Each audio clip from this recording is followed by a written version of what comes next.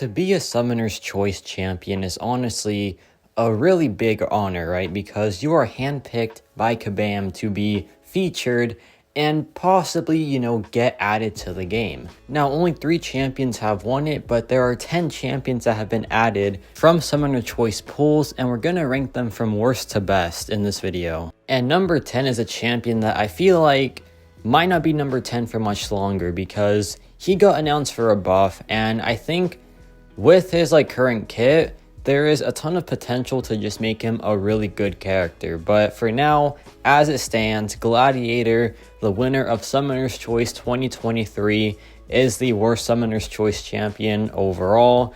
And where do I start? I think he has a pretty cool kit, the confidence build up, having access to true damage, vigilance, and having access to multiple forms of damage output. I think it's all really cool, right? But this character isn't perfect, obviously. He has a lot of problems, and they kind of lie within his playstyle. I think it can be just kind of frustrating sometimes if the opponent just doesn't play ball. Plus, also, if you mess up even in the slightest, you lose a lot of ramp, and that can be pretty annoying to get back into the loop. But also, his damage output, I just don't think it's really all there just yet. I feel like it is missing a bit, and I think for a cosmic character, it's not at the level where it should be, because when I added the White Tiger synergy on this character, that felt proper. His former self didn't feel proper at all, but with that extra bonus, it just felt so much better. And that's why I'm pretty hyped for the buff, because if they just fix his damage output a little bit, there is just so much that can happen that is going to be really, really good for him. But yeah, Gladiator as it stands right now by himself just isn't really all that. I think he's pretty fun to play and has some pretty good utility, but outside of that, he just needs some help with his damage output and his playstyle slash practicality, I guess, because even his main source of damage output, well, one of his sources, which is the special attack countering, is pretty flawed as well. So the idea was there, it just needs better execution, and with a buff, I feel like we can get just that. So Gladiator is number 10, and number 9 has to be Dani Moonstar. Now, this champion has had a lot of highs and lows. When she first got announced, it was pretty hype because she was the first mutant in a very long time, and when she came out, she was honestly loved by a lot of the community, but when that started to fade, it faded really, really fast. And now she's at a point where she just doesn't really feel all that, right? She has access to some great things like slow, Nero Shock as well, which is good for countering Nick Fury, but she just doesn't really do anything the best. And honestly, she isn't really the best at countering Nick Fury either, even past her buff. So I don't know about this champion, man. I feel like she is really fun to play. The damage output is pretty good as well. But besides those two things, I just want more from this champion. And we can't get that anymore because the buff already passed. So Dani Moonstar, I think she's just a decent addition to the game. And she didn't really do anything to the mutant class because, yeah, once Onslaught came out, who was a really, really strong character, Dani Moonstar was just kind of forgotten, right? So, yeah, kind of a sad story, but also I think she's really fun to play too. But I think the best way to describe Dani Moonstar is that she is a traditional mutant in a time where we needed something new, and she just couldn't bring that to the table. So that's why she kind of just faded away after her release.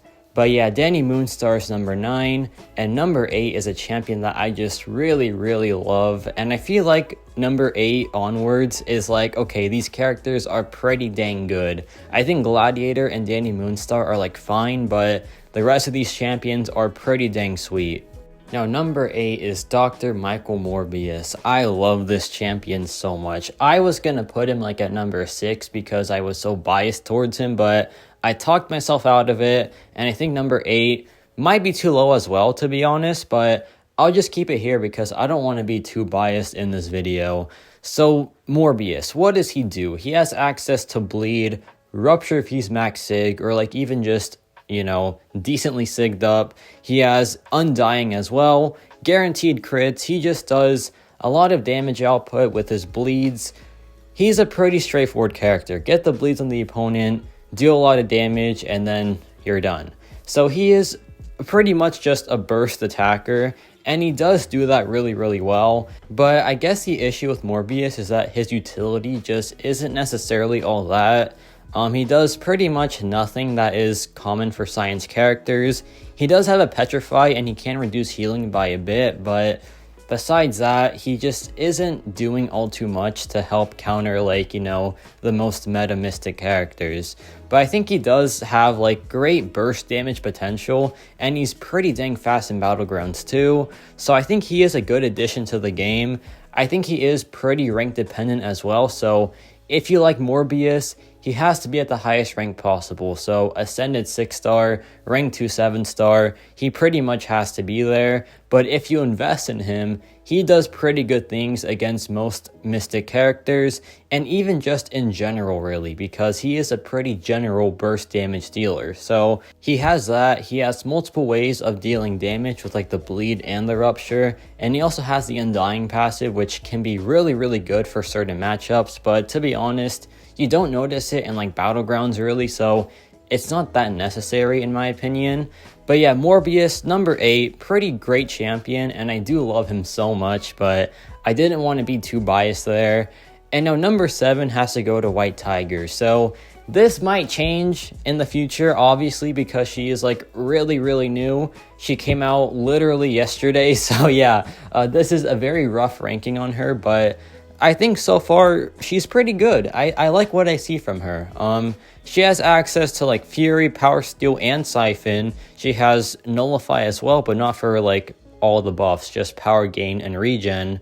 She has access to Fear, which is kind of cool, but I don't think it's going to be like that useful overall. And she also has this Purify as well that is pretty niche too. So this champion is honestly just really, really niche, but I think she does fit her niche pretty well. However, there are champions that just do it faster. Like, for example, this one Gore that is pretty common in Alliance War. I don't think she'll do it as fast as Longshot, right? Because Longshot, he is just the king of countering Gore and Hulkling, to be honest. So I think she does, like, directly counter those champions better, but when it comes to speed, I think she just doesn't take the cake at all, really. So what she was made for, she does do very, very well, but outside of that, she seems to be like a pretty decent damage dealer that can be stopped pretty easily too, to be honest. So she seems very balanced, right? And that's fine. I think balanced characters are good for this game. And she was set out to do something, and I think she does do it very, very well. It's just that other champions can do it just as fast, if not even faster, and sometimes safer too. So I think White Tiger does do a good job at countering her targets, but I think she also will have some value as a pretty decent like general damage dealer that can be stopped pretty easily as well. So I think she is just very balanced, to be honest. And I think that's fine as well, right? I think balanced characters are sometimes necessary for the game. So yeah, White Tiger, number 7 for sure. And number 6 goes to Baron Zemo. Now this champion, I forgot was even in the Summoner's Choice, but yeah, he was there for sure. And he honestly had a pretty big impact on the game when he first came out, because he was just dominating Alliance War. He was so good for like endgame content too. And now, as it stands, he is pretty good for Necropolis as well. So this man just keeps on like being relevant, and I think that's pretty cool because this champion is honestly really fun to play as well. So yeah, his kit is honestly pretty niche sometimes, but in those niche matchups, he just does really, really well. Of course, he did get changed a bit, and his like, you know, very infamous root cheese kind of got like, you know, taken away, but it's fine because he still does a lot of things really well. He is great for long form content. In those debuff heavy matchups, he just does really, really good too. So yeah, he just has a ton of use on attack. And on defense, he is honestly still pretty dang good as well because of those non-contact hits, of those crits through block, because of like any debuff based meta where like you want to inflict debuffs on the opponent. For example, the safeguard meta, right? Baron Zemo was super annoying in it because if you had to inflict debuffs, he would cleanse them, he would root you, and that was just not a fun time in the slightest. So yeah, this man just keeps on having use in the game, whether it's like Necropolis, or it's like Alliance War defense, or Battlegrounds defense, or even Battlegrounds attack sometimes. He is just always a pretty good option for those things. So yeah, Baron Zemo, number 6 for sure. And number 5 is going to Bullseye. So this one might be a bit like odd, right? Because when he first came out, he didn't seem that great on attack, but you have to admit, out of all these champions, no one is going to make as much of a defensive impact as Bullseye, because this guy is just beyond crazy on defense. The evade, the bleed through block, the guaranteed crits, it is just all terrible to deal with, right? And he is just such a menace. So I feel like that's why he's so popular right now. Everyone is trying to buy this guy. Everyone is just trying to like grind his arena, right? Because you want this guy if you want to stay competitive in Battlegrounds. He is that good to have on your deck. And that like warrants a top 5 placement for me personally, because if people are trying to get this guy like in any way possible, you know this champion is just really, really worth it and a really, really good addition to the game. Is he too good on defense? Probably, right? But as it stands right now, just an incredible defender. But not only that, he has great utility as well. He has access to true accuracy. He cannot miss at all. He has guaranteed crits. He has Purify too. Just overall a pretty decent skill kit. So I think this champion does have great use not only as a defender, but also as a good utility champion. So Bullseye, I have a lot of hope for, because I think he'll do really good in the game. Of course, his damage output isn't all that, but even in like shorter health pools, I think he should do pretty decent there at least. So yeah, Bullseye makes the top 5, and number 4 goes to Omega Sentinel. Now this champion was the first ever runner-up in Summoner's Choice. She lost to Hercules, who, you know, it's Hercules, right? But Omega Sentinel is pretty great as well. When she first came out, she was like the direct counter to pretty much every single mutant champion in the game. She had heal block, she had tracking, she had access to cowardice as well, which was really, really wanted at the time. So yeah, Omega Sentinel just really did it all. But not only that, she countered Domino really well too, and that is still relevant to this day, because Domino is still one of the most annoying defenders to ever exist. So yeah, her having that ability too just made her really, really powerful, and it keeps her relevant to this day. Now, Omega Sentinel has great damage output too. She's pretty tanky as well. She just has a really strong kit, and I feel like she was done a ton of justice for being like the runner-up of the first ever Summoner's Choice. I think she is kind of losing value a bit as time goes on, but then again, she was just added to the current Alliance War attack tactic, and she is crushing it there. So maybe I'm wrong. Maybe she's just not even getting worse. She's just getting better potentially, because she is still great at countering most mutant characters. However, we have seen that new mutant characters are a bit different than the older ones, so she might not be like too good at countering those characters, right? But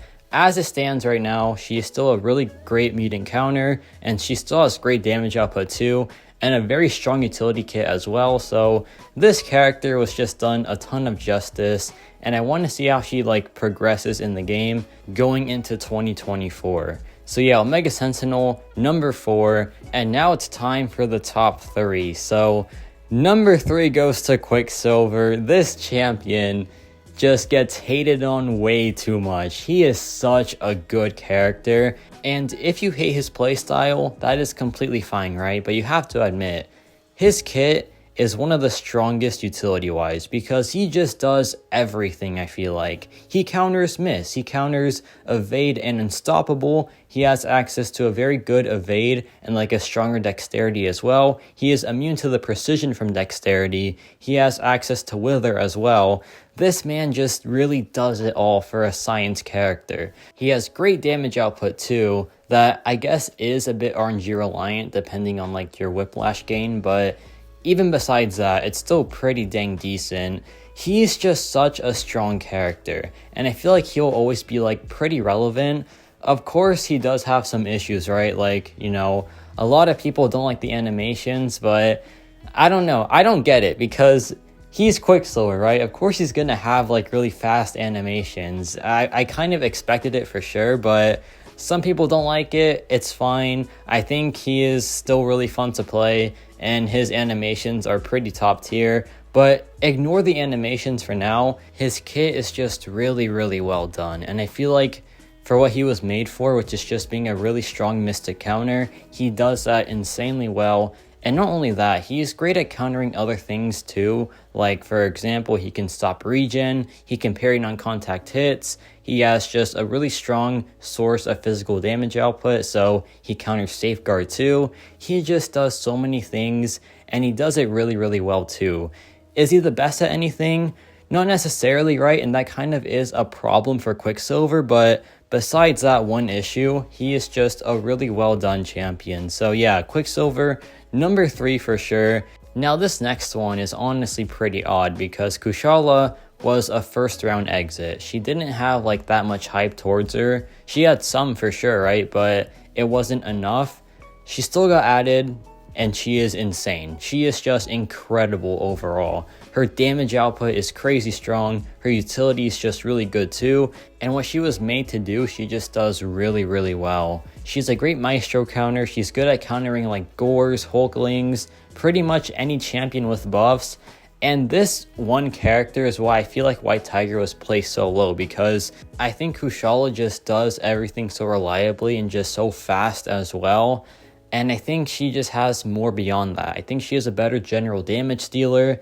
I think her interactions with like her own buffs are really, really strong too. I love champions that just bring their own buffs to the table, and she is one of them. So yeah, pretty hyped about that. But yeah, she's just such a strong character. Her damage output is just insane.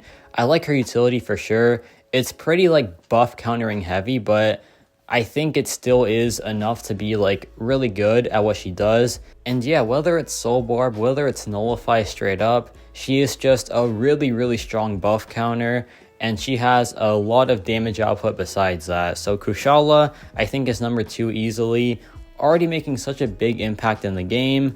But now it's time for number 1. And who else for number 1 except Hercules? The man, the myth, the legend, the first ever Summoner's Choice champion, and a character that will just pretty much never be replicated ever again in this game because of how powerful he is. This champion is just broken on all accounts. Damage output, way above average, like way above average. Utility is pretty dang good as well, but then he has this one ability. He has the ability called Immortality, where he goes unblockable, which is already pretty insane, but then he just straight up cannot be knocked out. By DOT, by basic hits, SP3 he can get knocked out, so watch out for that, right? But still, it is just so broken, and it makes him just the best option for literally everything in this game. Alliance War crushes it. Content, like story content, crushes it. He just destroys everything. He is by far the best incursions champion when it comes to just overall safety, because that immortality is just way too broken. But honestly, if any champion was going to be too good for this game, I'm glad it's the one that we all voted on. I'm glad it's the one that deserved to be in this game, because he won a very like hard fought battle between 7 other champions. He earned the right to be in this game. And kabam, they got too excited, I guess, so they were just like, okay, we're gonna make this guy the best character to ever exist in this game. So, you know what? I'm happy they went all out for the first ever Summoner's Choice champion, but then you kind of just made a mistake there too, because whenever other champions win the Summoner's Choice, there's just such a high bar that can never be reached again. So every other Summoner's Choice winner just looks like a lot weaker compared to Hercules, because Hercules is just way too good for this game, right? But yeah, Hercules is number 1. Of course he is. If it's any MCOC list, Hercules is number 1.